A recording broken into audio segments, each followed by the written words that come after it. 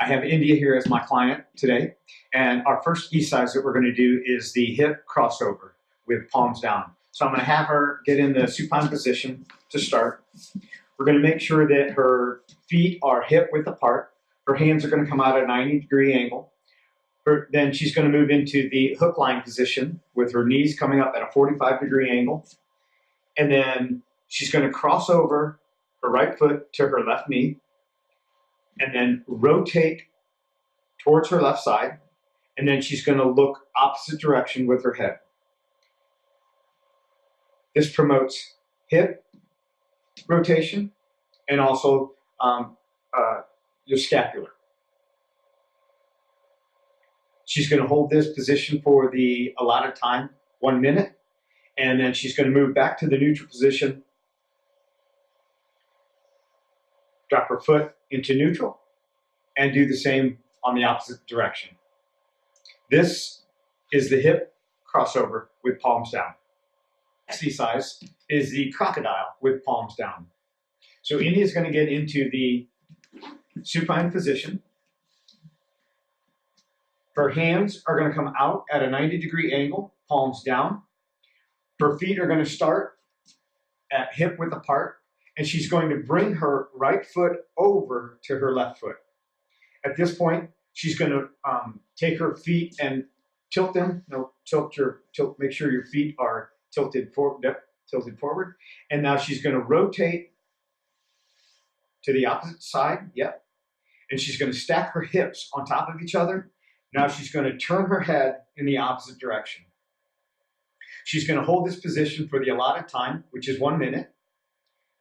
And then she's going to rotate back to the neutral position, put her foot back out, and start again in that neutral position. The point is not to allow the feet to come together, but to stay hip width apart and bring the other foot, stacking it on top of each other. This is the crocodile with palms down. Our next exercise is the standing windmill. So I'm going to have my client come against the wall. The important thing here is to have your feet, your ankles against the wall, your back and shoulders against the wall, as well as your head.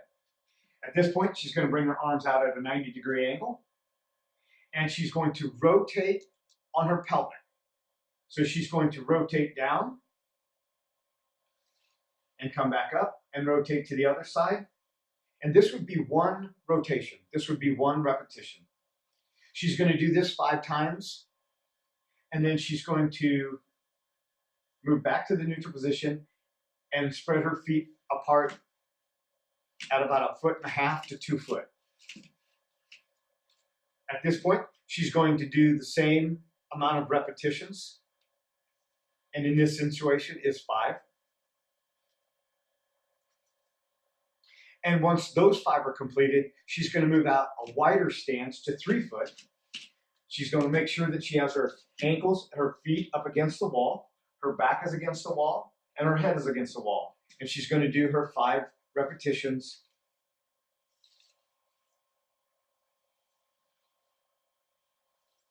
Once her 5 repetitions are done in this position, she's going to move back to the neutral position in the starting position. Feet against the wall, and she will do 5 more repetitions. This is the standing windmill.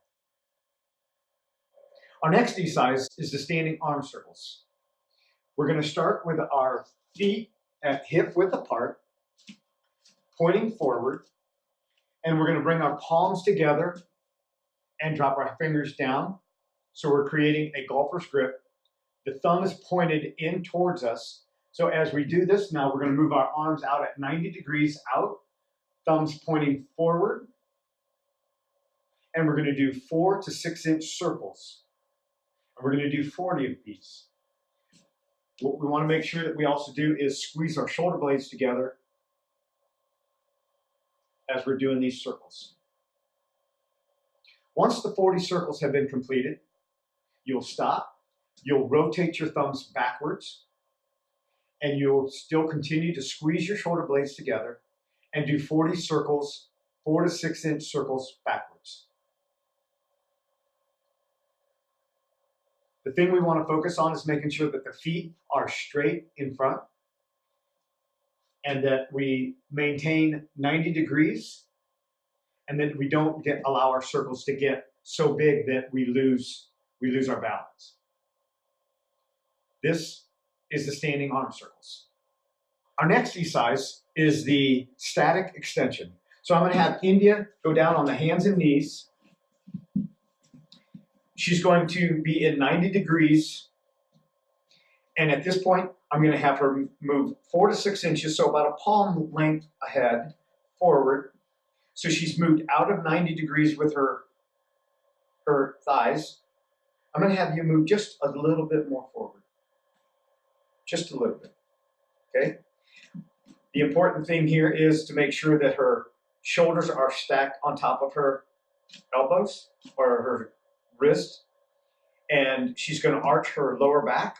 So she's going to push her lumbar, yep. And then she's going to drop her head down, squeezing her shoulder blades together. And she's going to hold this for the allotted time, which is 1 minute.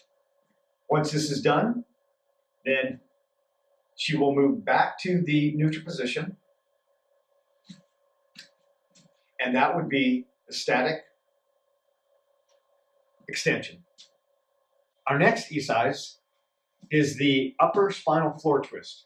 So I'm going to have India get into the supine position. She's going to now roll over into a fetal position, bringing her arms out, making sure that her shoulders are stacked on top of each other, bringing her knees at a 90 degrees. There she goes. And at this point, she's going to extend the upper arm to the air. She's going to follow that. And at this point, what I want to do is have her stop. If you notice that the client knee starts to shift, an easy way to prevent this is to have their lower hand reach over and grab their thigh, hold that in position, and now continue to extend over.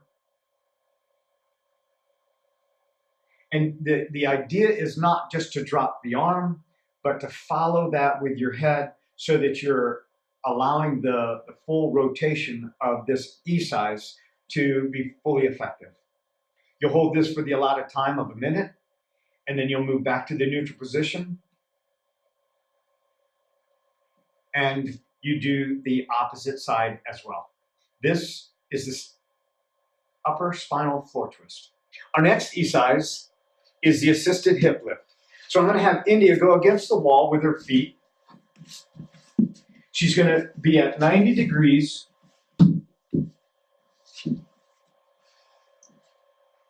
So I'm going to have you drop your feet down just a little bit more. So what I want to enforce here or help assist is to be in 90 degrees here. Her hands are going to come out at 45 degrees. And at this point, I'm going to have her cross her right foot over. If I see that her back is raising up, I will have her move back to the neutral position, scoot a little bit closer to the wall, maybe about 8 inches away, and now cross over. And at this point, her arm's at a 45. She's going to push her knee towards the wall. She's going to do this for the allotted amount of time, a minute. She's going to move back to the neutral position and cross over. Here again, she's going to push her knee against the wall and hold this for the allotted time of a minute. This is the assisted hip lift. The next exercise that we're going to do is the downward dog. So I'm going to have India move into the hands and knees to begin with. She's going to roll back on her feet, and then she's going to work her way into a pike position. Her feet are at the hip width apart. She's going to drop her head down. What we're looking to create is a straight plane. So she's got 45 going both ways. She's going to hold this for 1 minute. And this is the downward dog. E-cise is the supine foot circles and point and flex. So I'm going to have India move to the supine position. She's going to bring her knee up. And we're going to use a strap for this move, for this E-cise. Her foot that is staying down is tilted up. Yep. Keep her heel on the floor. The important part of this exercise is to keep the shoulders flat against the floor. So the knee is not necessarily in a 90 degrees, but the shoulders are flat. We're going to start with outward circles because our tendency is to stand with our feet outward. So we're going to go the normal rotation of the foot. So we're going to start with outward. We're going to do 40 circles. When those 40 circles are complete, then we're going to do the 40 inward circles.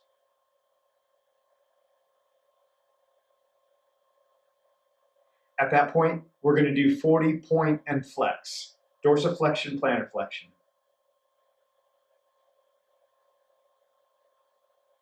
And all the time we want to make sure that the foot that is down on the floor is up at 90 degrees.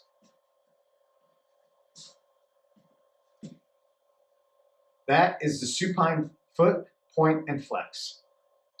Our next E-cise is the air bench. So I'm going to have my client go against the wall. And she's going to be about 1.5 feet away. So she's creating a chair in the air. The optimum position would be is that your body is at 90 degrees. I'm going to allow my client to decide what works best, and we work in progression and work towards that 90 degrees. She's going to hold her hands on her palms, or on her thighs, palms up, and she's going to sit in this position for the allotted time, which is 2 minutes. This is the air bench.